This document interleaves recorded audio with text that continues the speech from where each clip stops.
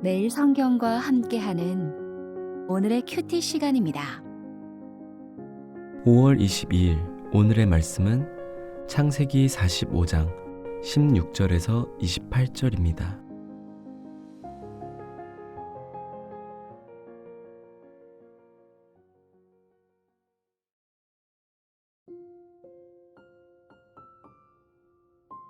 요셉의 형들이 왔다는 소문이 바로의 궁에 들리매 바로와 그의 신하들이 기뻐하고 바로는 요셉에게 이르되 내 형들에게 명령하기를 너희는 이렇게 하여 너희 양식을 싣고 가서 가나안 땅에 이르거든 너희 아버지와 너희 가족을 이끌고 내게로 오라.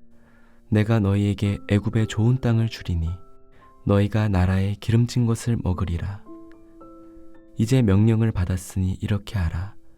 너희는 애굽 땅에서 수레를 가져다가 너희 자녀와 아내를 태우고 너희 아버지를 모셔오라. 또 너희의 기구를 아끼지 말라. 온 애굽 땅의 좋은 것이 너희 것임이니라. 이스라엘의 아들들이 그대로 할세 요셉이 바로의 명령대로 그들에게 수레를 주고 길 양식을 주며 또 그들에게 다 각기 옷 한 벌씩을 주되 베냐민에게는 은 300과 옷 5벌을 주고 그가 또 이와 같이 그 아버지에게 보내되 수나귀 10필에 애굽의 아름다운 물품을 실리고 암나귀 10필에는 아버지에게 길에서 드릴 곡식과 떡과 양식을 실리고 이에 형들을 돌려보내며 그들에게 이르되 당신들은 길에서 다투지 말라 하였더라. 그들이 애굽에서 올라와 가나안 땅으로 들어가서 아버지 야곱에게 이르러 알리어 이르되 요셉이 지금까지 살아있어 애굽 땅 총리가 되었더이다. 야곱이 그들의 말을 믿지 못하여 어리둥절하더니 그들이 또 요셉이 자기들에게 부탁한 모든 말로 그에게 말하며 그들의 아버지 야곱은 요셉이 자기를 태우려고 보낸 수레를 보고서야 기운이 소생한지라. 이스라엘이 이르되 조카도다. 내 아들 요셉이 지금까지 살아있으니 내가 죽기 전에 가서 그를 보리라 하니라.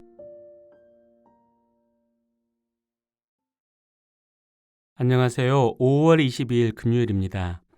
오늘도 말씀 속에 살아계신 하나님을 발견하고 하나님과 동행하는 저와 여러분이 되기를 바랍니다. 어제 말씀에서 우리는 하나님의 구원 계획이 야곱 공동체의 생명을 지켜주시는 것에 멈추지 않고 공동체의 회복으로 확장되는 것을 묵상했습니다. 이 구원과 회복의 배경에는 하나님이 계셨고 하나님의 손에 붙들려 변화된 요셉이 있었습니다. 시작은 하나님이 요셉에게 주신 두 번의 꿈이었습니다. 당시에는 기록된 말씀이 없었기에 하나님은 꿈으로 요셉에게 말씀하셨고 그 뜻을 요셉이 조금씩 깨달아가게 하셨습니다. 그래서 요셉은 형들에게 자신을 애굽으로 보내서 야곱 공동체의 구원을 준비케 하신 분이 바로 하나님이라고 고백할 수 있었습니다. 그런데 요셉은 하나님의 뜻을 깨닫고 이를 고백하는 것에서 멈추지 않았습니다. 하나님의 뜻을 실천했습니다. 10명의 형들이 처음 찾아왔을 때 베냐민을 데리고 오지 않으면 안 되는 상황을 만들어서 첫 번째 꿈을 성취했습니다. 그리고 형들을 환대하고 용서의 입맞춤을 건넸습니다. 이처럼 야곱 공동체의 구원과 회복 이야기는 말씀하시는 하나님, 그 말씀을 깨닫고 실천하는 요셉, 그리고 그런 요셉을 도우시는 하나님의 손길로 점점 구체화되어 갔습니다. 그런데 놀라운 점은 야곱 공동체의 구원과 회복이 공동체 안에만 머물러 있지 않고 세상으로 흘러나가서 선한 영향력을 미쳤다는 사실입니다.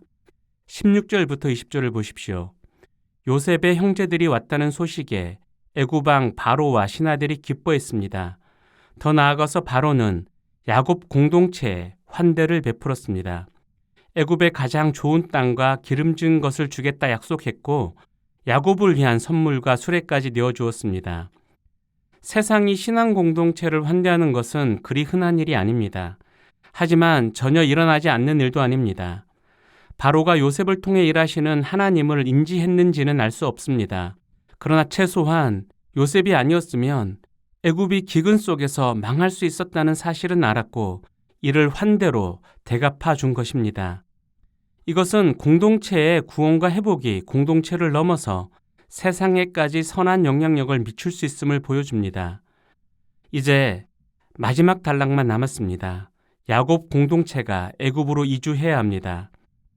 야곱에게 돌아온 형들은 요셉이 살아있고 애굽에서 총리가 되었음을 전했습니다. 그러나 야곱은 믿지 못했습니다. 그러자 형들은 야곱에게 요셉이 부탁한 모든 말을 전하고 야곱을 태워오라고 보낸 수레를 보여줬습니다.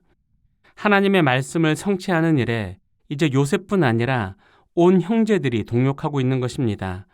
이제 야곱의 동의만 있으면 두 번째 꿈도 성취됩니다.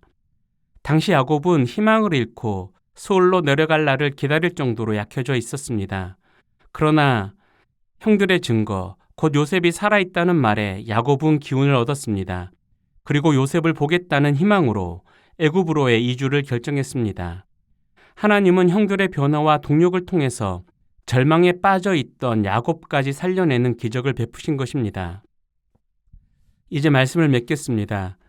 우리는 야곱 공동체에 임한 하나님의 구원이 개인을 넘어 공동체 전체의 회복으로 확대되는 것을 보았습니다. 그리고 공동체의 회복이 사회에까지 이르러 선한 영향력을 미치는 것을 보았습니다.